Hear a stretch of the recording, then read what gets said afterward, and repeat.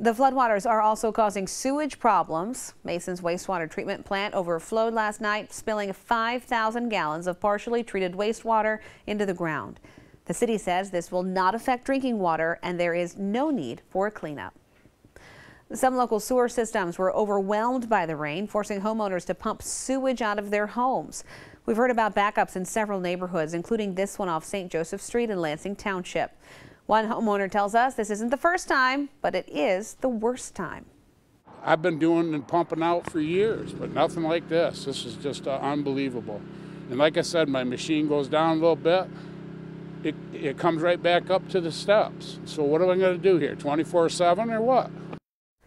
East Lansing's Public Works Department says local sewer systems simply couldn't handle the rain, especially because the ground hasn't thawed enough to absorb the water. So Dustin, when can we expect to see some of these waters start to recede?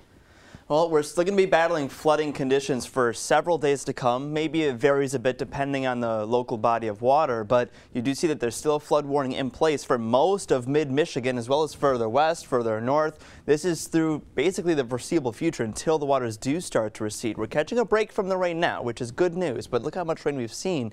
Over 3 inches in Lansing from this total event, almost 3.5 in Jackson, and over 4.5 inches of rain in Bellevue. Pretty similar numbers for a lot of us, 3 inches plus.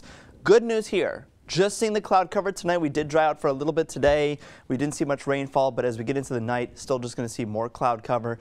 Temperatures dipping below freezing slowly down to 30 now in Lansing. And into the planner for tomorrow, we're talking about 20s in the morning, mostly cloudy, maybe a few peaks of sun later on in the daytime. So this is another good break for us. No rain tomorrow, but we do catch more rain as we get more so into Friday and Saturday's forecast. Sarah, we'll talk about that coming up. All right, Dustin, thank you. Monstrous potholes are making many streets look like a minefield, and they're causing major problems for drivers. Reporter Marcus Dash explains how they can cause some serious damage to your car, especially over time. The potholes are awful. They're awful. I was just saying they could shake your fillings loose. It was a big bang, and I was afraid I had busted my tire. Not good. I mean, I got a BMW, so, you know, it's been causing a lot of damage in my car. The majority of the damage these cars are taking isn't as immediate as your tire bursting, according to Vision Tire and Auto's Darren Buer. He says potholes wear on your car over time. So you might hit a pothole and think, oh, nothing happened, good, I dodged a bullet.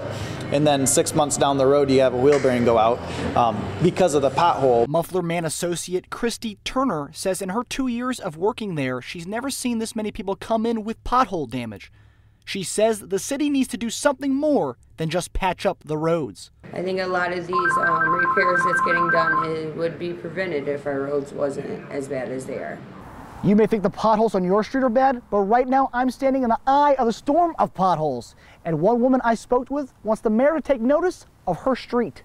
I'd like to invite the city council members all and the mayor, the new mayor, to drive down my street and see. My husband is handicapped and he holds on for dear life. And that was Marcus Dash reporting. If your car is damaged by a pothole, you can file a claim with the state or the city where it happened. All the